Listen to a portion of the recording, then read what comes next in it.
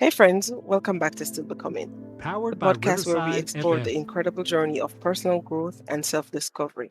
I'm your host, Sham, and today we're diving deep into a question that I think resonates with so many of us. What does being your best self truly mean to you? It's a phrase we hear a lot, right? Be your best self. But what does that actually look like in practice? Is it about achieving all your goals, being perfectly zen all the time? Or is it something a little more nuanced, a little more personal? For years, I chased what I thought my best self looked like, a highly productive, always on, perfectly polished version of me. Guess what? It was exhausting. It felt like trying to fit into a mold that wasn't designed for my unique shape. So, how do we start to redefine this for ourselves? I think it begins with some honest self reflection. Let's start with some questions that have already helped me on my journey, and I encourage you to think about them as you listen. How do you define happiness and success in your own terms? Not your parents' terms, not society's, but yours. What are your core values, and how do they guide your decisions? Are you living in alignment with what truly matters to you?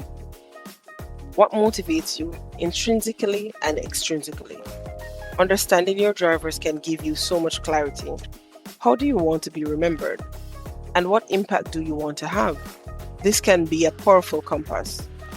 For me, defining my best self shifted from being about outward achievements to inner peace and authenticity.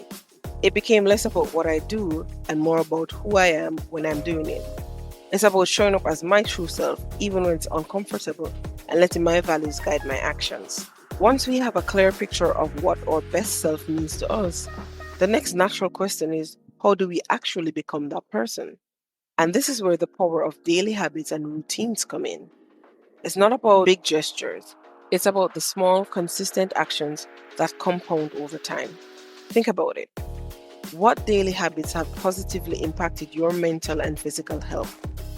Maybe it's a 10-minute meditation, a walk outside, or simply taking a moment to breathe deeply before starting your day. Now, I used to dread routines, thinking they stifle creativity, but what I've learned is that they actually free up mental space.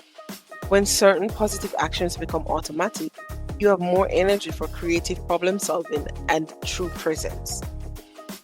Here's a question I love. What's something free that improved your life more than anything money could buy?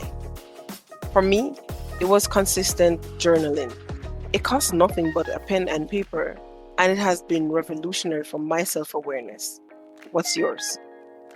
Of course, the path to becoming your best self isn't linear. There will be bumps, detours, and moments when you feel completely lost. This leads us to another crucial area. How do you handle setbacks and failures?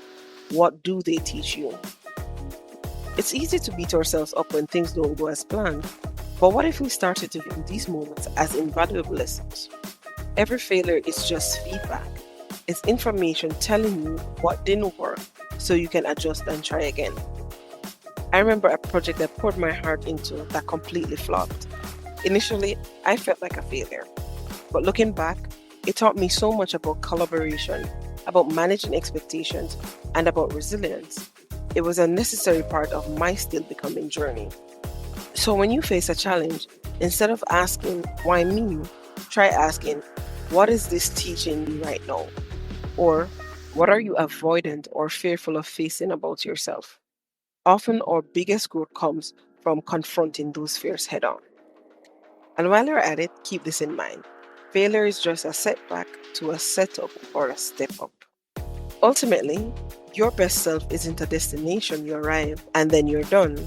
It's an ongoing process of growth, learning, and evolving. It's about embracing your inner architect. You're constantly designing and refining the blueprint of your life. Remember, this journey is uniquely yours. There is no single right answer, just your authentic truth. That's it for this episode of Still Becoming. I hope these questions spark some valuable reflections for you. I'd love to hear your thoughts.